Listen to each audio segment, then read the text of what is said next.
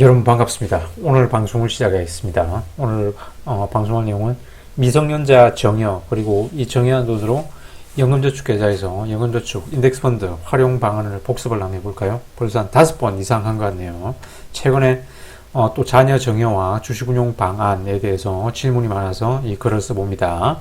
대개 이렇게 미성년자 자녀한테 현금 정여하고 일반 계좌에서 개별 주식을 많이 사주죠, 그죠? 최근에 또 미국 주식이 유행이니까 뭐 일반 계좌에서 자녀 계좌로 미국 주식, 뭐 QQQ, QLD 2배 레버리지 그런 거 많이 사주대요.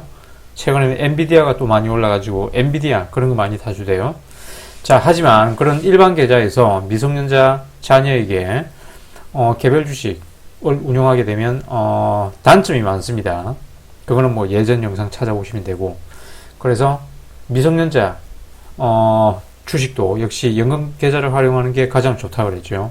자, 미리 결론 내리면 여러분이 능력 된다면 지금 자녀가 미성년자일 때 10년 주기로 2천만 원씩 두 번 할 수 있잖아요, 그죠? 그래서 총 4천만 원 연금저축으로 인덱스 펀드 운용해 주자. 그렇지 않으면 나중에 그 자녀가 결혼할 때 자녀 주택 마련하느라 4억을 마련해 줘야 할지도 모른다. 실제 사례입니다. 4천만원 정의의 위력을 한번 볼까요? 자, 0세에서 9세까지 기초자산 2천만원 정의했어요. 이 10년 동안 S&P 500, 나스닥 100 반반으로 운용하면 기말 자산이 7,100만원이 됩니다. 그리고 이 7,100만원에 다시 10세에서 19세 2천만원 또 한 번 더 정의할 수 있죠, 그죠? 그러면 기초자산이 9,100만원이 되고, 다시 10년 뒤에는 3억 3,800만원이 됩니다.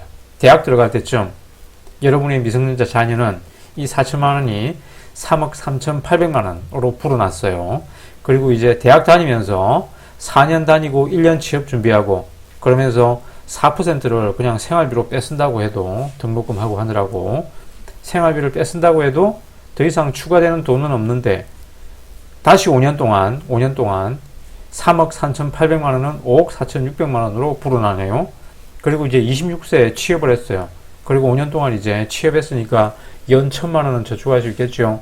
그래서 5억 4,600만원이 30세, 다시 5년 뒤에는 10억이 됩니다. 이 돈으로 이제 결혼하면 되겠죠. 그러면 여러분이 집 사는데 이렇게 4억씩 보태주지 않아도 된다. 자, 실제 사례입니다. 최근에 있었던 사례예요. 여러분 부모님이 4천만원 정액을 안 했을 경우에, 자, 김길동 자녀 김영희가 2024년 땡땡월에 결혼을 앞두고 있는데, 김영희가 하필 저 서울 강남구 테헤란로에 있는 어느 회사 본사로 발령이 나버렸어요. 그래서 회사에서 가까운 강남에 이제 작은 아파트를 신랑 신부 부모들이 합해서 전세 계약을 해주려고 하는데, 이 전세 가액이 작은 아파트 한 18평 정도 되는데 6억 5천만 원이 돼요. 그래서 신랑 김철수의 아버지 김갑수가 4억을 보태고, 김영희의 아버지 김길동이 2억 5천만 원을 마련하여 신혼집을 마련할 수 있었다. 자녀 결혼 비용과 주택 마련으로 각각 4억, 2억 5천 내어준 김갑수와 김길동, 이 부모님들의 노후가 심히 걱정된다. 김갑수와 김길동 자녀들이 태어나자마자 저렇게 10년 단위로 2천만 원씩 4천만 원을 비과세 정해했다면, 이 사람들이 이제 김영희 그리고 김철수 결혼하게 되면 10억 정도가 쌓여있다. 전세하고도 남는 금액이다.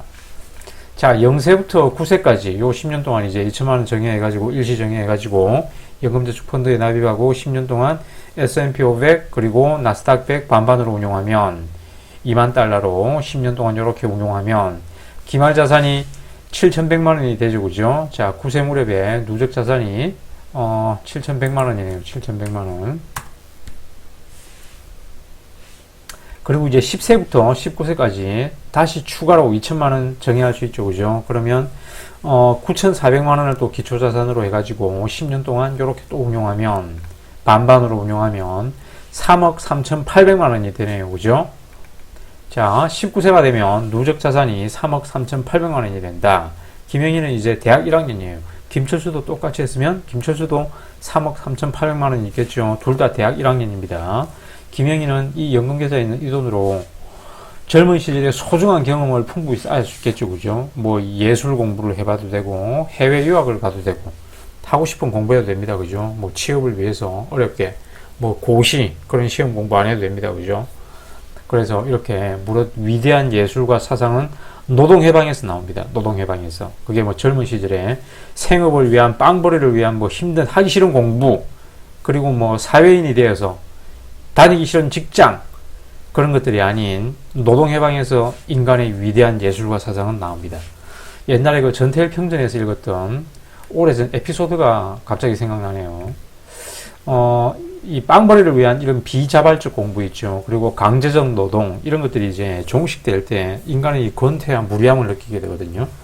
그래서 이런 권태와 무리함이 인간의 일상을 지배하게 되면 인간은 이제 내면의 영혼의 풍요로움을 추구하게 된다.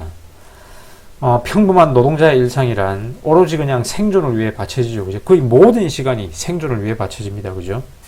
그래서 옛날에 전태일 평전에서 읽었던 에피소드인데, 이 전태일이 어느 날 길을 걷다가 공사장에서 그 군용 전투모 있죠. 전투모.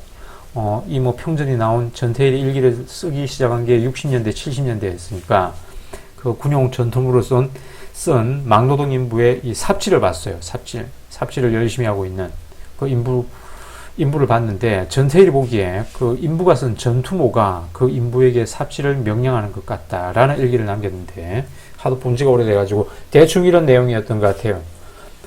전태일은 이 마르크스를 공부하지 않았지만 이 전태일이 느꼈던 이 내용이 바로 노동의 소외를 직관적으로 전태일이 느끼고 있었죠. 그죠? 그래서 전태일이 아마 대학 공부를 하고 이 체계적인 공부를 했으면 훌륭한 사상가가 되었을지도 모른다. 하루의 고된 노동은, 그게 뭐 시험 공부든 하기 싫은 공부든, 고된 노동은 인간의 이런 예술적, 철학적 신미안조차 발현되지 못하게 하고 그 싹을 틔우기도 전에 이 사람은 또 내일의 노동을 위해서 휴식을 취해야 돼요. 그죠? 그래서 일단 이거는 그냥 잠시 곁다리로 한번 얘기해봤고, 자, 이제 김영희가 20세에서 25세까지 이제 대학 4년 다니고 뭐 취업을 위해서 1년 더 공부를 했다. 그러면 이 3억 3,800만 원에서 매년 4% 자금을 인출해가지고 등록금 생활비 충당한다면 25세가 되었을 때, 5년 후 25세가 되었을 때 김영희에게는 자, 4% 매년 이렇게 인출하고 5년 운용합니다.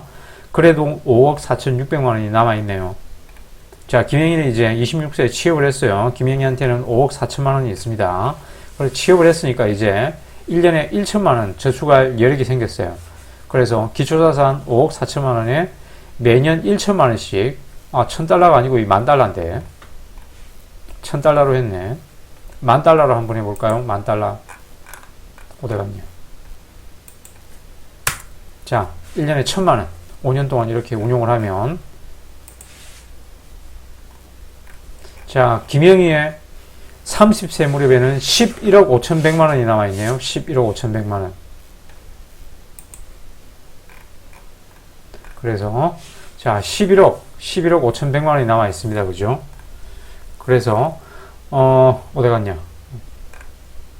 이 11억 5천만 원으로 김영희, 김철수에게 각각 11억이 있는 거예요. 그죠? 그 돈으로 김영희, 김철수 부부는 주택 마련도 해도 되고 결혼 비용에 충당해도 되고, 그리고 이미 노동에서 해방됐습니다. 그죠? 뭐 회사 생활 더 열심히 해도 되겠지만 이런 돈으로 뭐 굳이 적성에도 맞지 않는 그런 회사 다닐 필요는 없겠죠. 뭐 스스로 적성을 찾아서 예술 공부를 하든, 안 그러면 취미에 맞는 그런 공부를 하든, 해외 유학을 가든 인생을 더욱더 자유롭게 살 수 있다. 그래서 어렸을 때 자녀에게 정의한 이 4천만 원이 자녀 결혼 시 주택 마련으로 저 위에 각각 4억, 2억 5천만 원이 삭제됐잖아요. 그죠? 그래서 김철수와 김영희 부모님 노후 자산도 더불어 지켰다. 어렸을 때 정의한 4천만 원으로 너무 근거 없는 희망 회로를 돌리는 게 아니냐. 저렇게 되면 얼마나 좋겠냐. 라고 생각했지만, 최근에, 네이버 블로그, 제 블로그, 누가 이런 댓글을 남겼어요. 이런 댓글을. 어떤 주부, 자녀 연금저축 투자에 관한 감사의 댓글입니다. 이렇게 보고, 2020년쯤에 이제 제 유튜브를 보고, 이 사람 부모님 거, 그리고 자녀 연금저축 펀드 투자를 시작했던 애 엄마라고 하네요. 자, 5년 전에 2천 정의해 준 게 평가금이 4천 후반대가 됐다. 계속 이렇게 또 10년 뒤에 2천 더 정의해 주고 계속 이렇게 운용해 주면 이 사람의 자녀는 충분히 이렇게 될 수 있겠죠. 자, 우리나라도 이런 거 충분히 가능합니다. 유대인들은 이미 오래전부터 이런 전통이 있었어요. 이런 전통이. 자, 유대인들의 그 바르 미츠바라는 이런 성인식 전통이 있습니다. 뭐 이런 거 들어본 사람이 있을 거예요. 그죠? 13세가 되면 이제 유대인들은 그 이 성인식을 하거든요. 성인식. 그 성인식을 할 때 뭐 여러 가지 행사가 있는데 유대인으로서 정체성 확립에 대해서 여러 가지 행사가 있는데 그 중에 특징적인 게 하나가 성년이 되는 자녀 이런 주변 친척들이 돈을 모아줍니다. 돈을 뭐 수만 달러에서 10만 달러 정도까지 1억 정도까지 이 돈을 모아줘요. 그러면 유대인 자녀들은 이렇게 미성년자 시절부터 이런 종잣돈으로 해가지고 뭐 스스로 주식 투자도 해보고 이렇게 돈을 직접 운용하면서 이 경제관념을 배우게 되거든요. 그래서 이런 유대인 자녀들은 대학을 졸업하고 이제 성년이 되어서 사회에 진출할 때 이미 상당한 금융자산을 형성하게 되어 있어요. 그래가지고 이 사람들은 뭐 이런 걸로도 기업을 창업한다든가 안 그러면 뭐 자기가 원하는 공부를 조금 더 심화 있게 한다든가 하면서 스스로 이런 인생을 풍요롭게 개척해 나갈 수가 있는 거예요. 이런 게 다 돈이 주는 노동 해방에서 비롯된다. 이상 오늘의 방송을 마치겠습니다. 시청해 주셔서 감사합니다.